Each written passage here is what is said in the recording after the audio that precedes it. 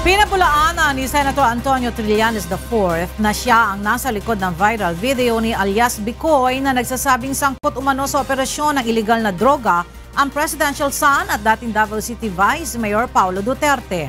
Mula sa Quezon City, nasa linya ng telepono si Nel Maribuhok para sa detalye ng balita. Magandang umaga sa iyo, Nel.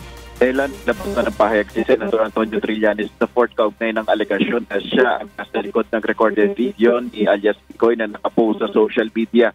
Itinuturo ni alias Bicoy na kabilang umano si dating Davao City Vice Mayor at Presidential son Paulo Duterte na involved sa illegal na droga. Ayon kay Senator Trillanes, sana nga ay bahagi siya ng paggawa ng nasabing video, ngunit hindi naman siya kasamang gumawa nito. Ang hamon muli ng senador pumama sa Bank Secrecy si Pangulong Rodrigo Duterte upang patunayan na hindi ito korap at hindi galing sa droga ang bilyong-bilyong piso nito na nakadeposito umano sa bangko. Muli rin na kay Paulo Duterte, ipakita na lamang ang kanyang likod. Ayon na rin kay Bicoy at sa una na rin naging alegasyon ni Trillanes, magpapatunay umano ang tao na nasa likod ni Pulong na isang organized crime group. Ito pinagdaanan ni Paulo Duterte at kung saan Trillanes